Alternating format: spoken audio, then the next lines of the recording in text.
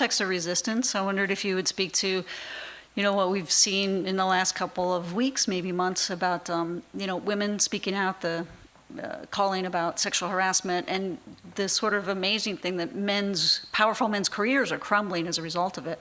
And that related to that quote, if one woman spoke the truth of her life, the world would split open. Can you speak to that, please?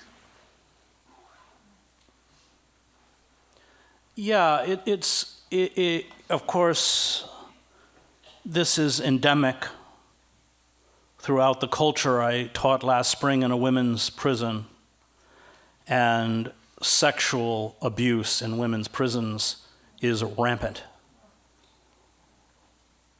It is hidden by all of our major institutions who are complicit in masking it.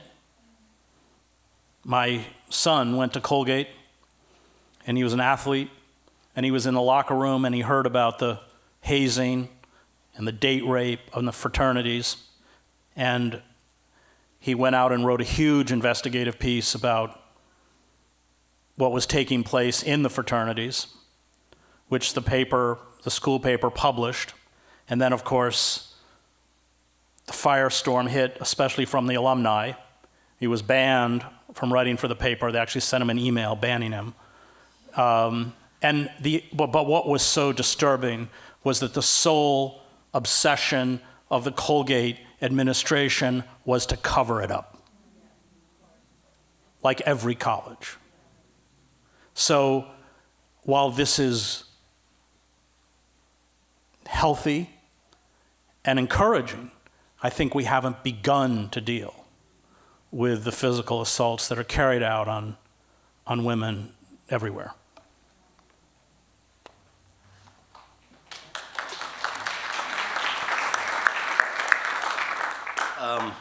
My name is Josh. I'm an activist attorney, and I really thank you for everything you do. I think it's just, especially the stuff I've heard you talk about, people that are part of the resistance.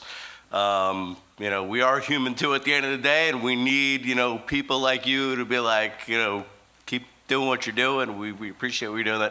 That's great. So I sued the Democratic National Committee a couple summers ago about this superdelegate issue, and I know it's not going to shock anybody here, but other people that aren't as in tune as probably most people here are were kind of surprised to hear that my opposing attorney, a guy named Mark Eliash, was not only the attorney representing the DNC in my effort to try to get a temporary restraining order against the superdelegates, but was also an attorney for Hillary Clinton. Not too surprising, but should be surprising. It's just the world that we live in, where stuff like that is completely unethical and wrong doesn't completely shock us, because there's so many other shocking things going on, and I think we're almost like numb to things that might otherwise shock us. But my question is, there's organizations like Indivisible out there doing their thing, and obviously there's a real great awakening, I think, we're going on. More people that are going out and doing the activist and thing. But I kind of feel like we should have like another Occupy right now, or something to that effect. And I'm just wondering how you feel about that, and if you have any pointers or tips or any advice. There are two tracks of opposition. One backed and funded, Indivisible being one, by the Democratic Party, which focuses exclusively on the personality of Trump. Trump is the symptom, he's not the disease. There's the other track of resistance, which you saw with Standing Rock. And you can tell what is real resistance by the reaction of the forces of oppression. In Standing Rock, nonviolent water protectors, I was there in November last year, were attacked with dogs, rubber bullets, tasers, pepper spray, water cannons, and sub-freezing temperatures, over 700 arrests, and oftentimes when they were warehoused in very difficult and uncomfortable conditions, constant surveillance by drones and planes, private security. By the time I got there, you had to make circuitous routes to get in. I would be stopped on the road by people who were private contractors carrying automatic weapons with no forms of identification, turning me back. And that's the resistance we need. Trump is not ultimately the problem. He's dangerous. I don't in any way, totally dangerous and frightening. But we have to grapple with those corporate forces, which are now on a rampage, with the rewriting of the tax code, with the destruction of the EPA, with the gift to the U.S. military of a 10% budget increase they didn't even ask for. These forces are now totally out of control. And so, yes, resistance. And I did go to the Women's March in Washington, and I did march on Trump Towers, but those were essentially Hillary Clinton supporters. And the Democratic Party has a very narrow aim, and that is to keep Goldman Sachs, and it is, by the way, utterly impossible to vote in this system against the interests of Goldman Sachs, to keep Goldman Sachs in power and replace Trump. And that isn't going to solve our problem. It may not even work. We have to build movements, rebuild movements which have been destroyed, hold fast to the moral imperative of those movements to put pressure. I was an early supporter of Nader. In fact, I was Ralph's speechwriter. And Ralph, I think, correctly understood that, and nobody understands corporate power in this country better than Ralph Nader, and nobody has fought it longer and with more integrity.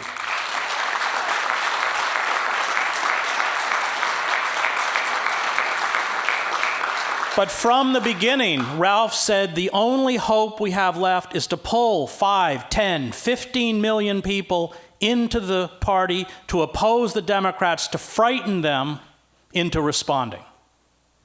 And Ralph, who has an acute political sense, probably better than almost anyone I've ever met, the day Trump announced his campaign for presidency, Ralph called me up and said, now I don't want you to make the mistake everyone else is making. This guy is dangerous. Don't write him off as a joke. And the day after Trump's election, he said everything we tried to stop has now come to pass. We have to rebuild those movements. That's our only hope. And we have very little time, given the ecocide that is, look, once the polar ice caps are gone, it will take thousands of years to bring them back, if they come back. This is an emergency. We have no time left. No time to fool around, no time to be ignorant about the structures of power, and no time to be squeamish about standing up to what I would not only call this corporate system of radical evil, but in theological terms, a system of death.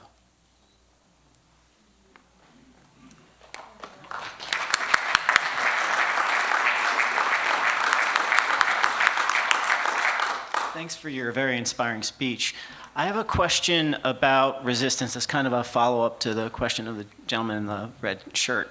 And it's basically a dramatization of an internal conflict that I've been having, which is that if you conceive of the activity and orientation towards power that ought to be valorized as resistance and hold that up as the only model, then that seems to presuppose that power is always going to be corrupt. And perhaps there's a way in which that type of orientation feeds into a left allergy to power that is partly why the right has always won through, recently, over the last several decades.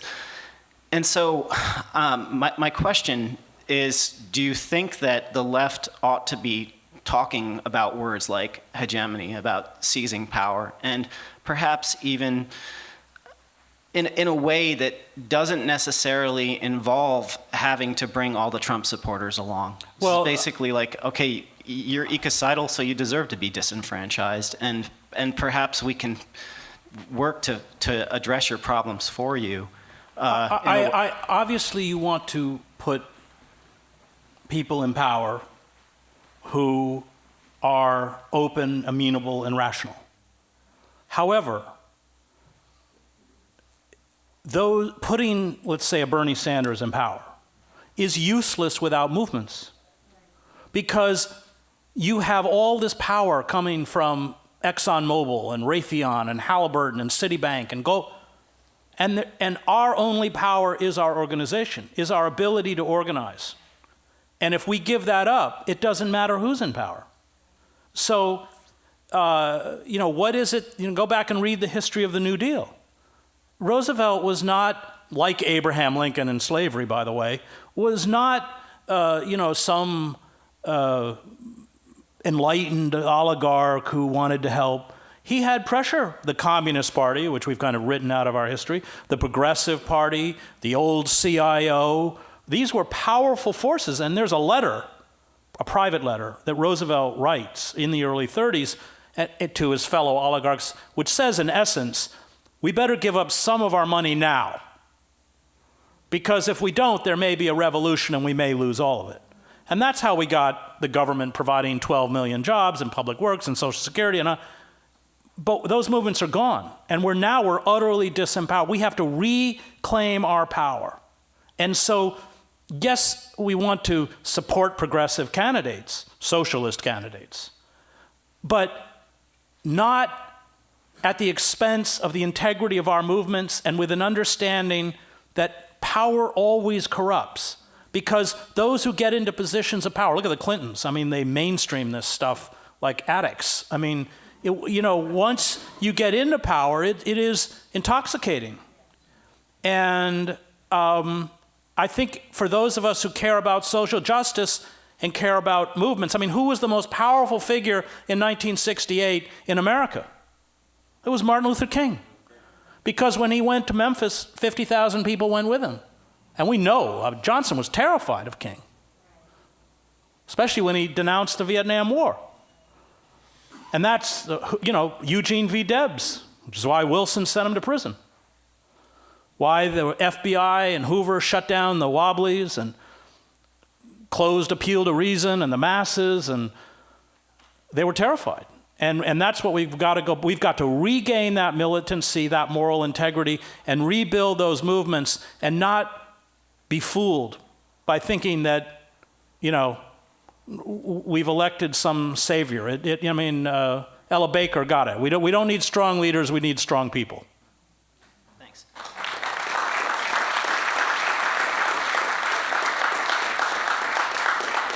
Yeah, hi, Chris. Nice to see you back in Troy. I have a bit of a bone to pick with you about your using examples from Eastern Europe and the Soviet Union as examples of resistance, because we live in the United States, and the countries that have suffered from the United States are countries like Cuba, which has been resisting the U.S. empire for 60 years in the face of a crippling blockade.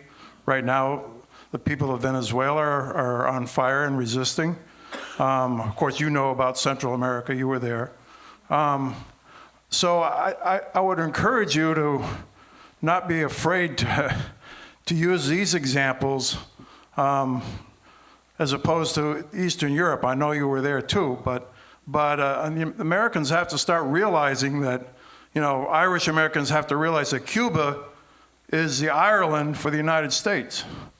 And that, and speaking of inspiration, I was in Cuba for May Day last year, where I saw 1 million workers in the street organized by their trade unions. This is after Fidel Castro was dead. It wasn't a question of him making some spectacular speech, which he could do.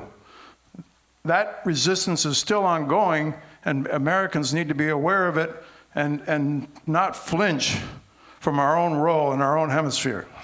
Well, yeah, Thanks. and I think I've spent a lot of time talking about American imperialism, not maybe as much tonight, but I think this is a global struggle against the forces of corporate capitalism, which really are supranational, that have no real boundaries. So that those courageous students in Kashmir and everywhere else who are fighting against the Modi government are really fighting our struggle in the same way that those in the Arab Spring are fighting our struggle, is the same way Podemos is fighting our struggle. It's one struggle. And I think we have to regain that internationalism and that international solidarity, because we're fighting the same forces, literally. ExxonMobil, Goldman Sachs, that have poisoned those societies like they've poisoned our own.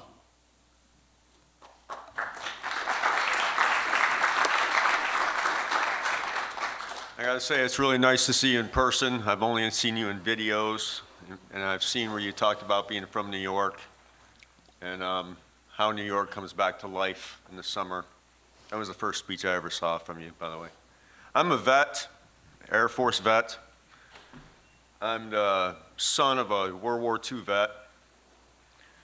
And I remember coming back from Korea in the 80s. And coming back and watching the news in the United States and thinking, when did the United States news become Atheists news? You know, I'm one of those people that believe a lot of the things that have happened in our world are orchestrated. 9/11, I believe, is an orchestrated event. I also believe that, like I think his name is Brzezinski, talks about the grand chess game, and the grand chess game for resources. And the Bush administration saying, look, give me a reason to go into Iraq. And I always thought to myself, my father said, you know, China will beat us without ever firing a shot. My father would say that over and over again after he came back from the war. He came back and he taught us, like your father did, and there was 10 of us. I'm one of 10 children.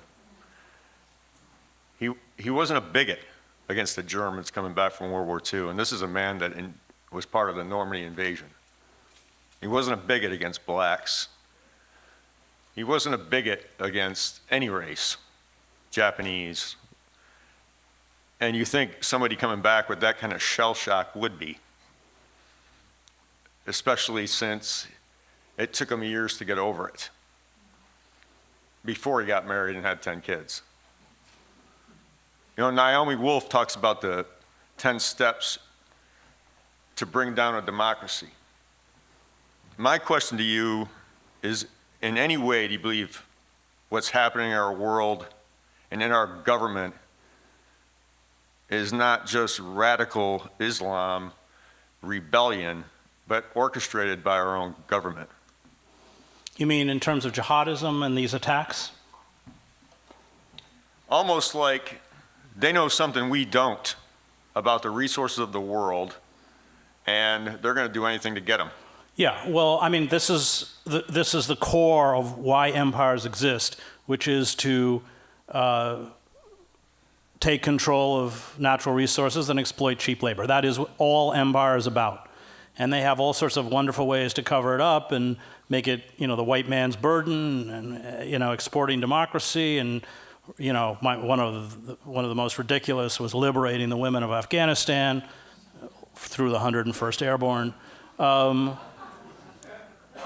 So yeah, it's a very cold and calculated and cynical game. And the oil companies wanted the oil in Iraq. That was it. And Cheney came out of that world. We know it. And that's what empire exists for. And they work overtime to mask the reality of empire, because of course they got to get working class kids to go over there and get themselves killed or their legs blown off or something with an IED in order to maintain it. But yeah, it's a very cynical, cold, cruel, at its core. Yeah. My name is Willie Dean. In less than 20 seconds, I'm going to make an observation, make a statement, and ask a question. I never hear anyone refer to our country or our government as a republic. I think a republic and a democracy, the Venn diagram of the two, has an overlap. Those areas that are not overlap are mutually exclusive. The question, are we a great country because we were formed as a republic, promulgated as a democracy, or operates as a plutocracy? Well, the two founding institutions, or the two founding practices of America were genocide and slavery. And as Howard Zinn points out in The People's History of the United States, which I considered a small coup that when I teach in the prison, I have to write a summary of what it is I'm going to teach. And it's the opposite of putting it into a course catalog where you tell all the undergrads they're going to watch a lot of films and go out on the lawn. The only time I taught at Columbia, I allowed my students, one time, they pressured to go out and have class on the lawn. And so we're sitting on the lawn, I'm trying to give my class, and suddenly one of the students goes, "Look, that's Henry Kissinger." I said, "All right, inside, everybody." I said, so you write it, so I wrote up this thing about how our country was formed, the three branches of government, representative democracy, and they passed it, and then I went in and gave all of my students the People's History of the United States. But Zinn does an extremely good job in that book of pointing out that, and all you have to do is read the Federalist Papers, that what terrified our founding white slaveholding fathers the most was popular democracy. And they created a series of mechanisms to prevent that from happening. Originally, of course, senators were appointed, and they carried most of the burden for legislation. The Electoral College, which unfortunately we still have with us, the disenfranchisement of African Americans, Native Americans, women, and white men without property. And that the struggle in America has been by movements that opened up the spaces in American democracy, whether it was the abolitionists and the Liberty Party, the labor movement, the civil rights movement, the suffragists.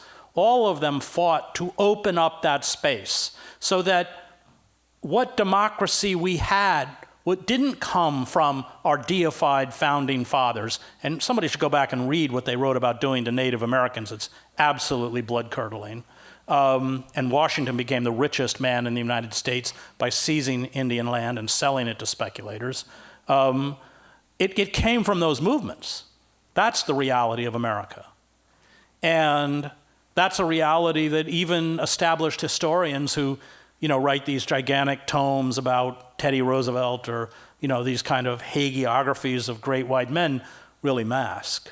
So we were never found, the founders of our country never wanted a functioning democracy because they were terrified of the mob and because they embraced this Lockean concept of the primacy of private property. And built their legal system around it, crushed all sorts of rebellions after the Revolutionary War, like Shays' Rebellion, isolated, and then finally, in massive press campaigns, discredited the one true revolutionary among that founding group, which was Thomas Paine. And Eric Foner's book on Paine is really good if you want to go home and read a good book. So it's we. And upstate New York was filled with radicals at one time. It's we who created the democracy. It wasn't given to us. And now they've taken it away, and we got to get it back.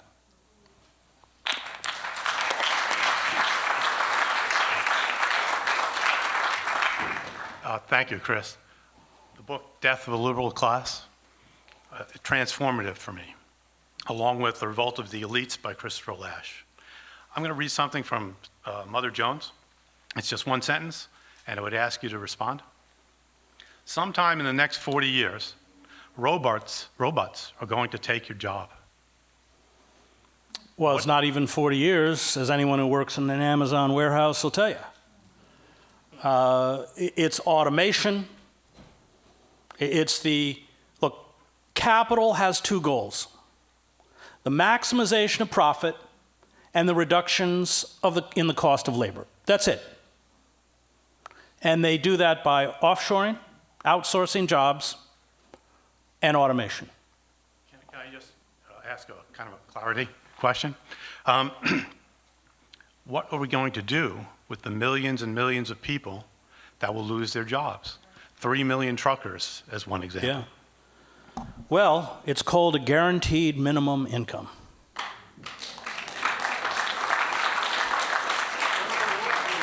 for all Americans, including parents who stay home with their children, the elderly, the disabled. I gave a talk in Canada, I think it was in Winnipeg. It's great to go to Canada because I'm kind of a moderate. And so I gave this talk, one of my screeds, and then I noticed in back of the room there were all these professors. It was the whole economics department, all of whom were Marxists. Imagine that in American university. And when I finished, one of the professors stood up and he said, all right, before he begins, I want all the students to know he's just a radical Keynesian, which isn't wrong, because I don't share Marx's or Marxist utopianism about human nature. But I do look at Sweden in the 1970s, when they had a functioning socialist system, where there was no poverty. They eliminated poverty, which we could do. Education was free, healthcare was free. Even when I lived in Switzerland, the taxes were high, but there weren't homeless on the streets. The mentally ill were not thrown onto heating grates or locked into prison cells and given psychotropic drugs to turn them into zombies. A senior high school teacher earned as much as a doctor. And that's what we have to do. But to do it, we have to overthrow these corporate forces. And let me just repeat that in case someone from Homeland Security is here. That's overthrow, O-V-E-R-T-H. We have to nationalize the banks. We have to nationalize public transportation. We have to abolish student debt.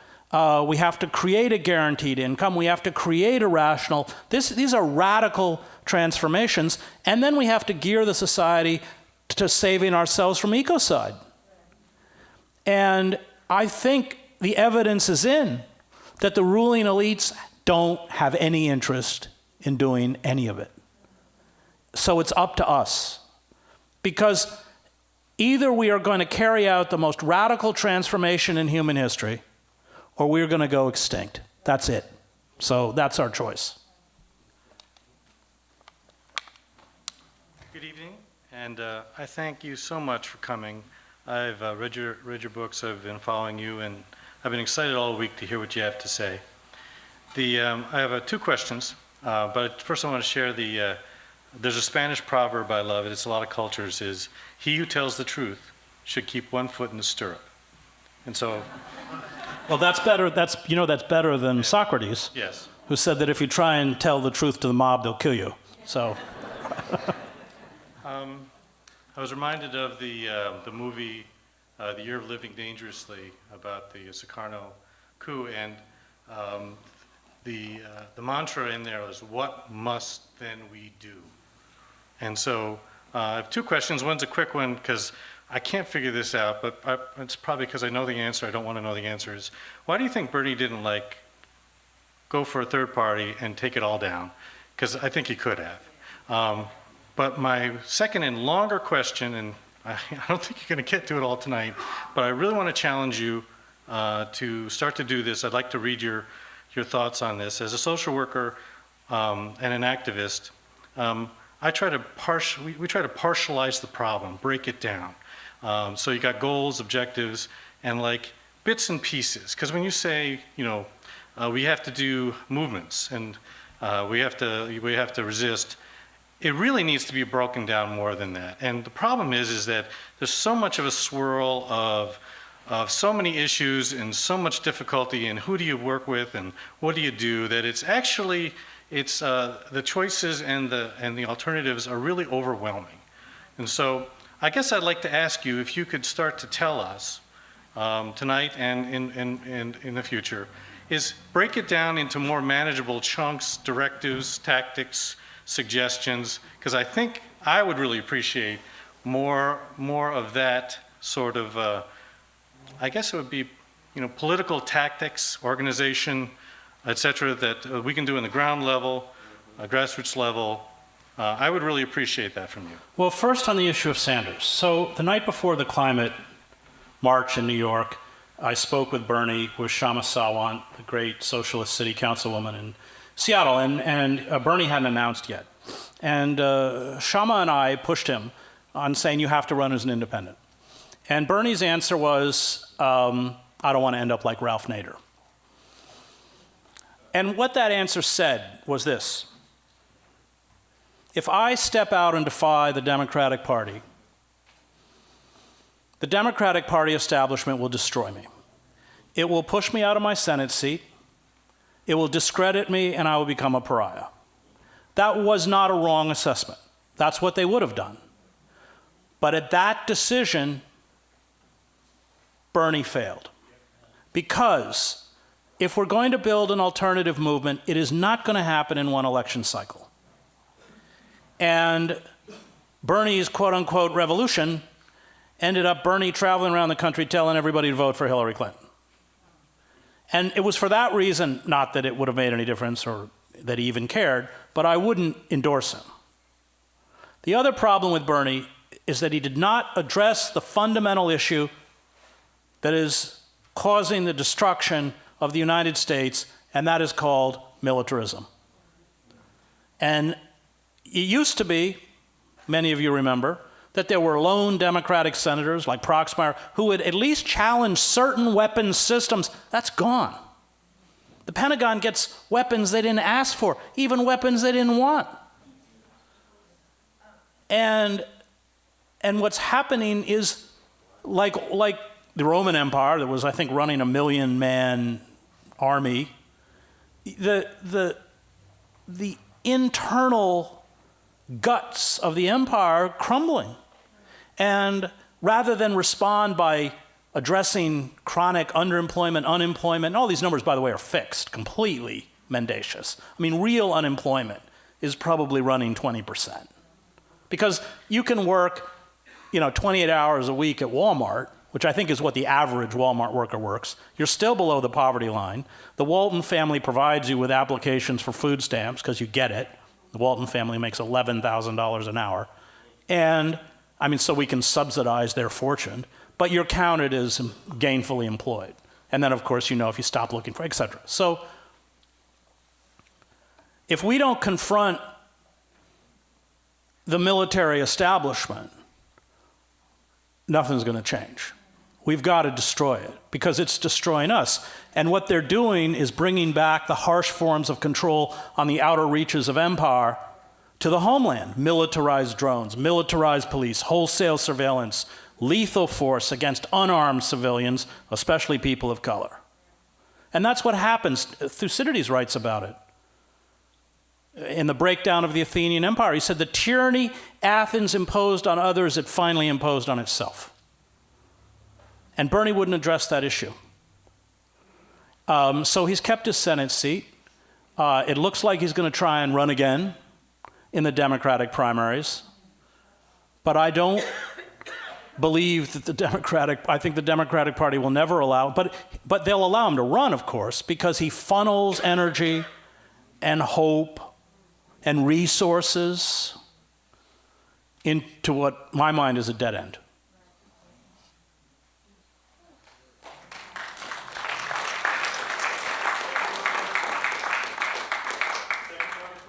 Oh, in terms of, I think all resistance is local, and so you've got to look at, don't you have a pipeline they're trying to run through here? Do I have that right?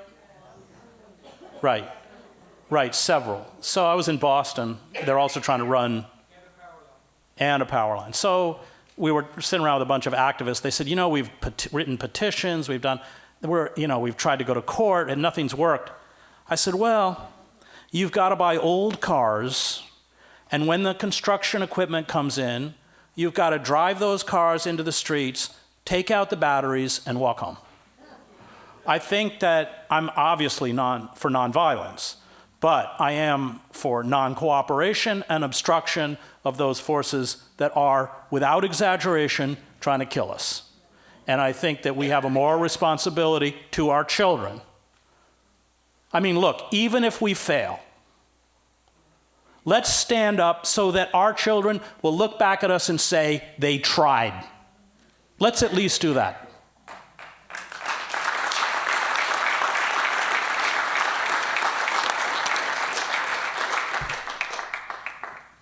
Hi, Chris. I have my question on my phone because I always get nervous when I speak in front of a microphone, so forgive me for that.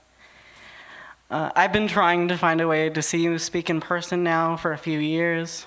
I originally saw your speech at Rockford College in my speech and debate class during my junior year of high school in New Mexico. The cutting you off, the denial of your anti-Iraq speech. I knew then, as I do now, that there is value in your truth. Over the course of the election season in 2016, people within progressive circles revolved your articles, and I've continually read your editorial on Truthdig and have found value in your work. And since I go to Hampshire College, the liberal cesspool of Western Mass, and we are known for denouncing whiteness, I cannot leave today without asking a question. Here's something I found, an observation. When we speak of contemporary progressive movements, when I attend these talks or gather within these congregations, I realize that the people I'm often surrounded by are old progressive white people. As the son of Mexican immigrants, as a young, poor, first-generation college-educated minority, how can I, who believes in the necessity of the liberation of the oppressed, who wants to fight against the elites, find the courage the power within me to feel included within this already formulated movement? What advice can you give me?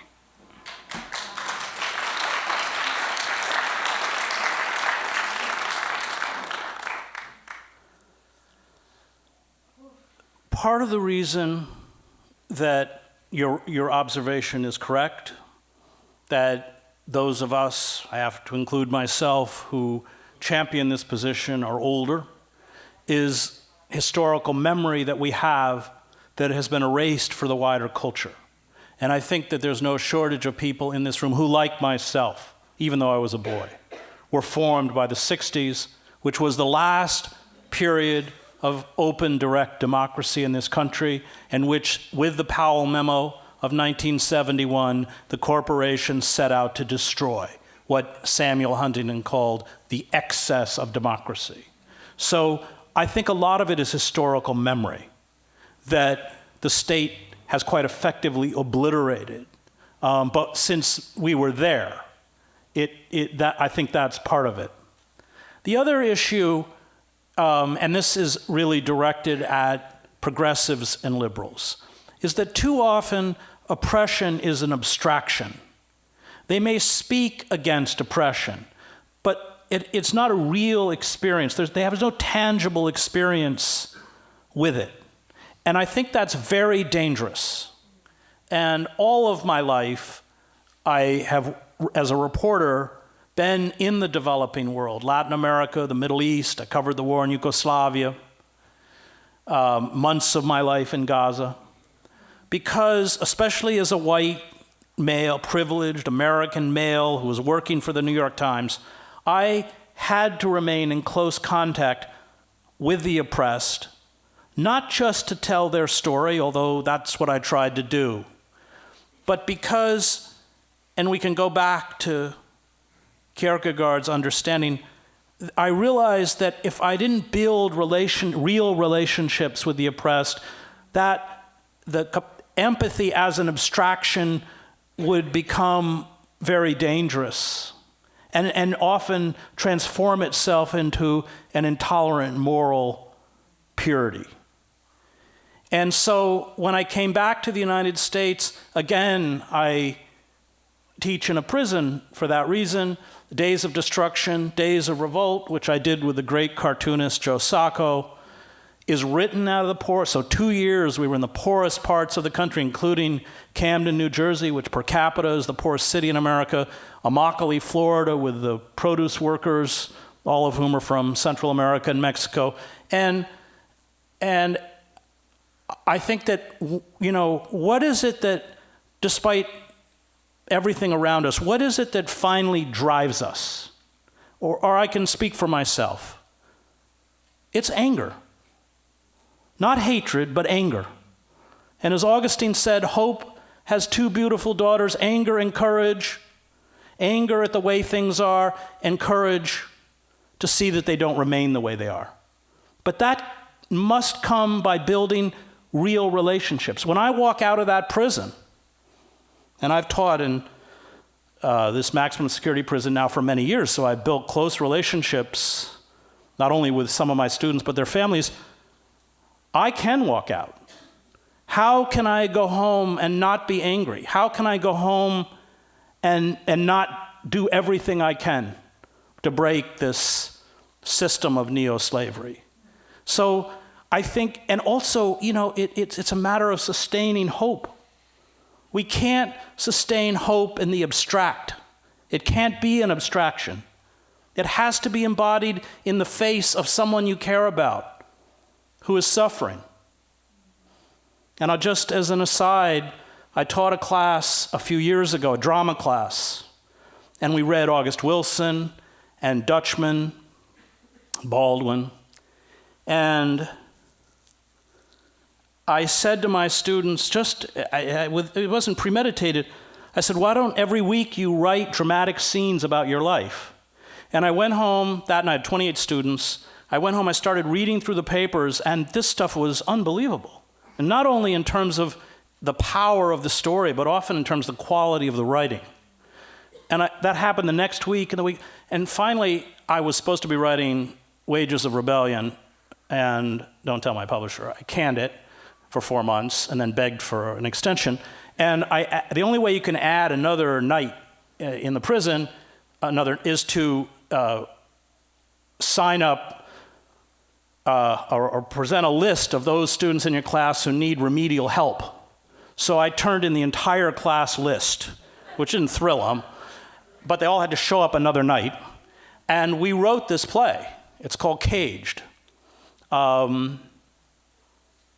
And it was their story. We had read August Wilson's Joe Turner Come and Gone, which is set in a boarding house in Pittsburgh in 1910.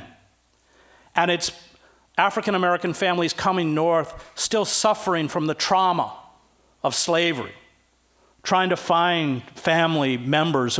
And there's a conjurer who keeps telling them you have to find your song. And as that play progressed, I realized that was their song.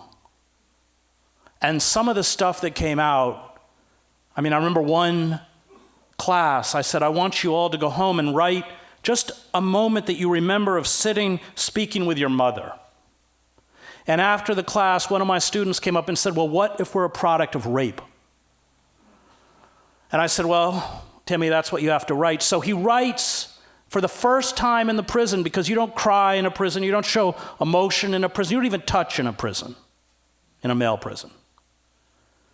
He writes the story of why he's imprisoned. And the story is that he's in a car in Paterson, New Jersey with his half-brother who has a weapon. And the car is stopped and searched, and the weapon is found by the police. And if no one takes possession of the weapon, everybody in the car is charged with weapons possession. And Timmy says, it's mine. And he writes the phone call from the county jail, which is, it doesn't matter, Ma. I was never supposed to be here anyway. And you have the son you love. That's why he's in prison. And that last night, we couldn't read it because it was too raw. We had readings in the classroom, but we couldn't perform it. And the last night, I invited Cornel West and James Cone, the great theologian. Cross and the Lynching Tree is, if you haven't read it, even if you're not in any way religious, go read it. I invited them to be my audience. And when we got there, the warden and the major, which was the highest uniform official, were in the lobby, and they said, oh, no, you're not going to your classroom. You're going to the chapel. So we go into the chapel, they bring my class in, and the back room is filled with about a dozen corrections officers. We can't read that play in front of them because of retribution. So I watched my class huddle and decide what parts they could read, what parts they couldn't, which they did. And then Cornell spoke and Cone spoke. And I had one more class. I went back the next night. I had a guy who'd been on death row. And he got up and he turned to the class and he said, well, you probably saw last night I was crying. I was sitting with Cornell and Conan. Most of my class was crying. He said, you may have seen I was crying. The night Dr. West and Dr. Cohn came to speak to us, I've been in the prison since 1984, and the night Dr. West and Dr. Cohn came to speak was the only happy night I've ever spent in prison, and he sat down. And when that bell went, that bell goes, you gotta move. Spontaneously, every member of that class came up and signed the front of that script. And I walked out of the prison, I said, this is their song. And I said to them, I don't know how I'm gonna do it, but I'm gonna take it to every theater director I can find. And it'll be performed this spring in the theater in Trenton. And when I went back and told them, every single one said the same thing, which is, can our families go? Does that mean they'll go free? Does that solve the system of mass incarceration? No, but that is so, for me, I can live off of that for 10 years. I know in the grand existential scheme of life, it probably means nothing, but to them, to me, it's sacred. It's a sacred moment. It's a moment of transcendence. It's a moment where I've affirmed their dignity and their integrity. And I think that when hope becomes grounded like that, it truly becomes subversive and powerful in ways that even we don't understand.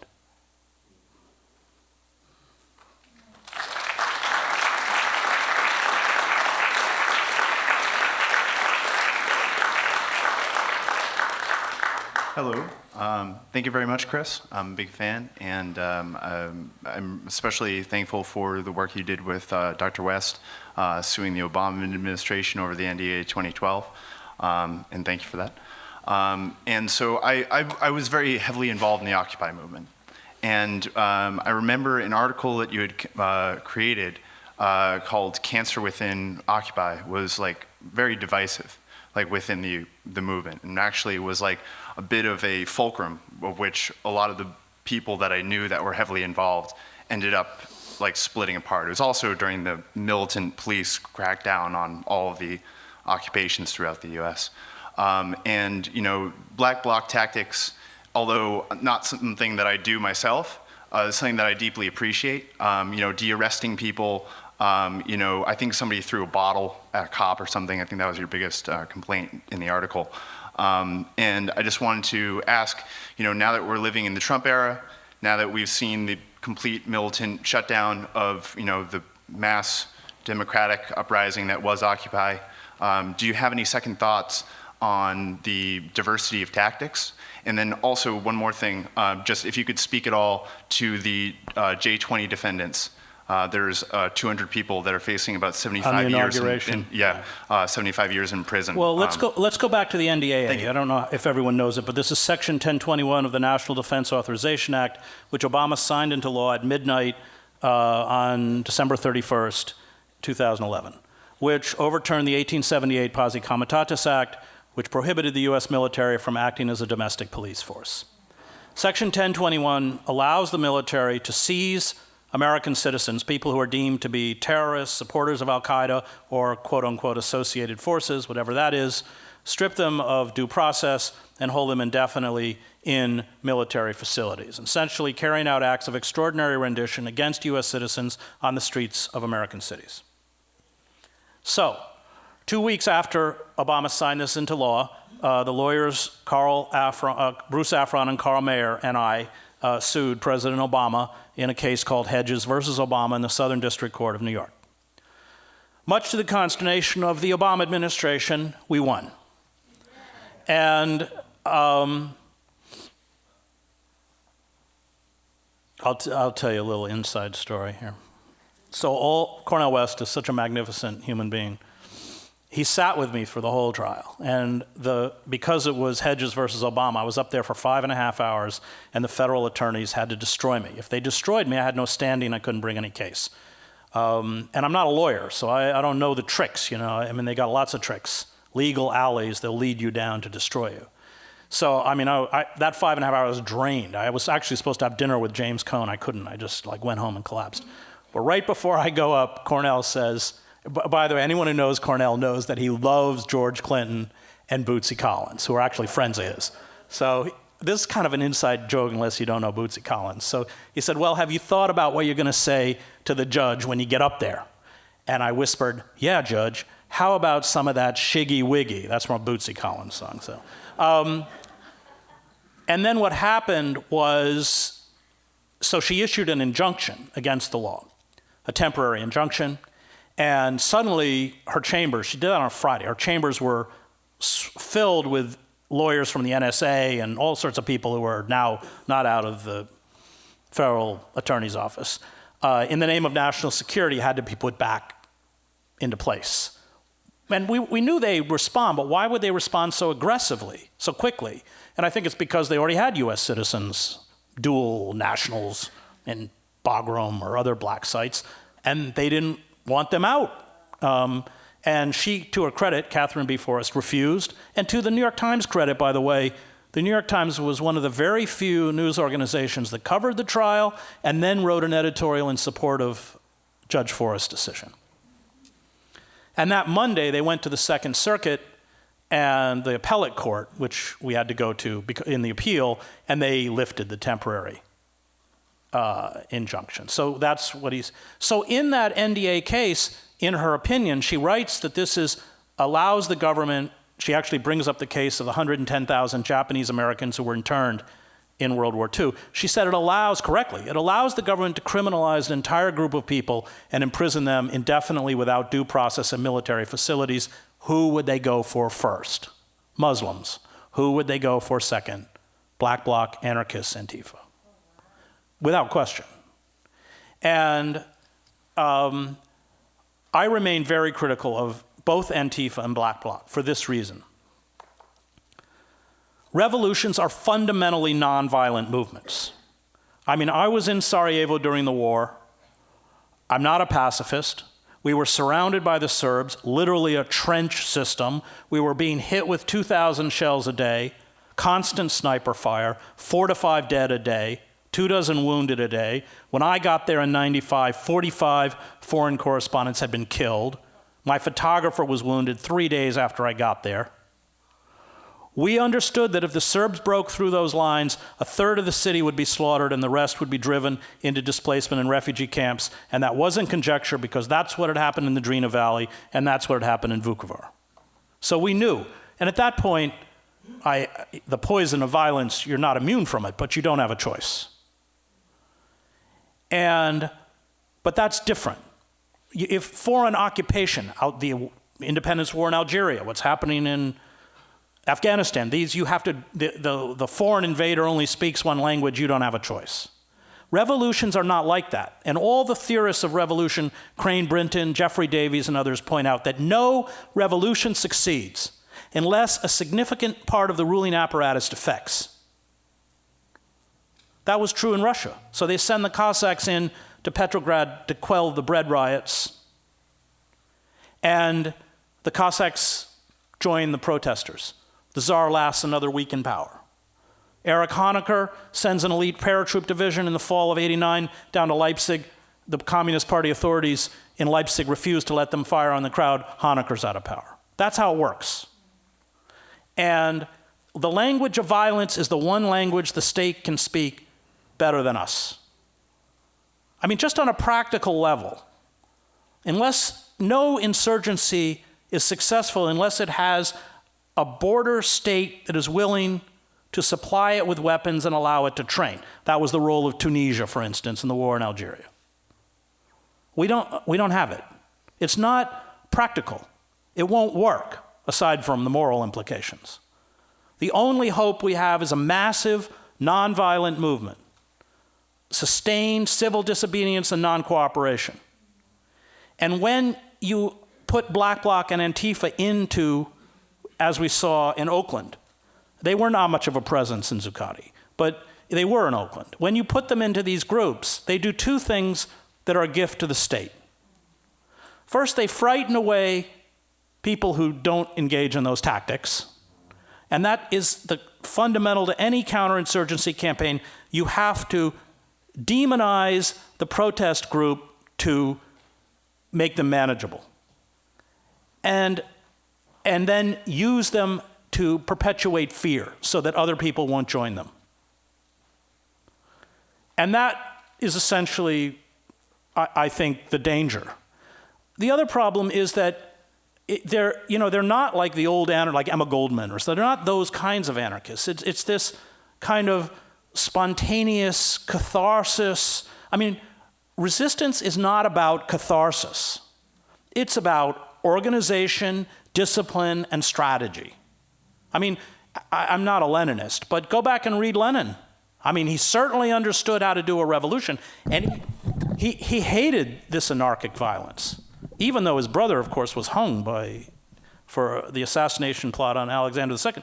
But he hated it. He saw it as detrimental to the revolutionary movement. And I think that, these groups, perhaps unwittingly, although I think they're heavily infiltrated, serve the interests of the security and surveillance state. And you spoke about the Occupy. It was called the cancer of Occupy. And if I have to take anything back, I probably should not have used the word cancer. That is often used by totalitarian forces. But I do believe that they, not on the East Coast, but certainly on the West Side, that Oakland was the most powerful Occupy movement, and I think they were, I know the leaders of certainly the African American community, Ishmael Reed and others, and they were very, very angry. And the other thing is they came from the outside. I mean, especially to a city like Oakland, where African American leaders have been resisting, putting up heroic resistance against white supremacy, police repression, redlining, and everything else. I think when you come down from Eugene, Oregon, and you're a white kid, you're listening to the people there. You're not determining. It's their town. And as Ishmael Reed says, I don't really have a problem with them throwing rocks through windows, but not in Oakland. Why don't they drive up to La Jolla and throw rocks through Romney's windows? That's fine with me. I think, I don't think we're going to win that way. And we got to win. So that's my take on Black Bloc and Antifa.